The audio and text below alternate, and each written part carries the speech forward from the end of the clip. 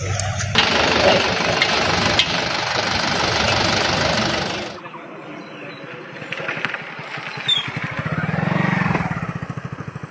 জিলা অন্তৰ্গত দুটা চাহ ফেক্টৰী চাহ বোৰ্ডে 4 মে'ৰ পৰা 11 তাৰিখলৈকে বন্ধ কৰাৰ ব্যৱস্থা কৰিছে আৰু বন্ধ কৰাৰ একমাত্ৰ কাৰণটো হ'ল তেওঁলোকে যি টি মনিটৰিং এক্ট TMC এক্টখন আইন উলংঘা কৰিছে। তেওঁলোকে আইন উলংঘা কৰি তেওঁলোকে খেতিয়কৰ যি উচিত মূল্য সেই উচিত মূল্য নিদিয়াৰ কাৰণে টি বোৰ্ডে যোৱা 25 বৰ্ষত তেওঁলোকে বহু ফেক্টৰীয়ে অকল সেই দুখন বুলিয়ে নহয় বহু ফেক্টৰীয়ে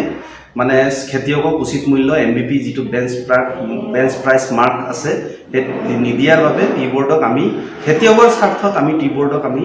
জনাইছিলোঁ আৰু তেওঁলোকে আমাৰ প্ৰতি সন্মান জনাই বৰ্তমান যি ব্যৱস্থা লৈছিলে তেওঁলোকে নটিচ কৰিছিলে সকলো প্ৰায় ফেক্টৰীক নটিচ কৰিছিলে। তাৰে ভিতৰত যিকেইজনে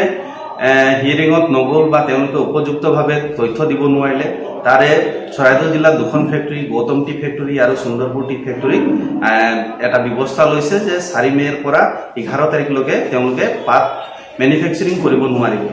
আৰু তেওঁলোকে যদি এই MVP দিয়াৰ ব্যৱস্থা সম্পূৰ্ণৰূপে কৰিব নোৱাৰে অনাগত দিনত তেওঁলোকৰ ওপৰত সন্তাৰ দাবীৰ জৰিয়তে তেওঁলোকক আকৌ পুনৰ